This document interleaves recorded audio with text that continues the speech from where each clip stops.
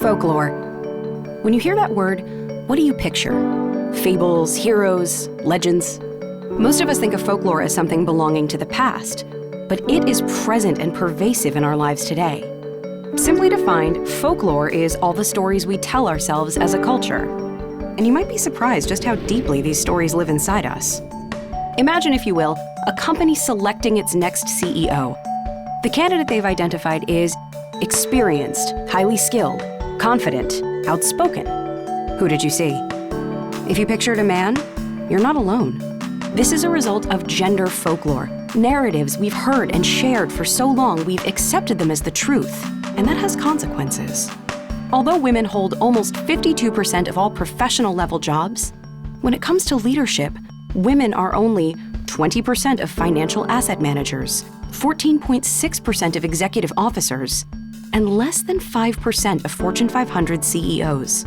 And it's a self-perpetuating cycle. When they don't see themselves represented in these positions, less young women major in business-related fields, even fewer women get graduate degrees in finance, creating a huge imbalance by the time you reach the workforce, and an even bigger imbalance between the men who run the world's biggest organizations and the women who don't.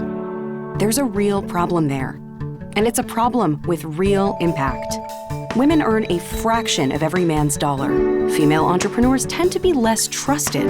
Female managers are stereotyped as less skilled, meaning even the most qualified women often lose out to men in similar positions. So what are we saying? That women would make better leaders than men? No, that would just be another kind of folklore. What we need are more diverse points of view. Studies show that the best business decisions are made by integrated teams of men and women. More long-term investments, more informed decisions, more profitable returns. What if leadership weren't just about winning, but about understanding, trust, emotional intelligence, decisions that benefit the whole, and not just the few? How different our world might be. Experienced, confident, outspoken, CEO. This time, did you picture someone different? Great. But getting there starts all the way back at folklore, with those stories we tell ourselves.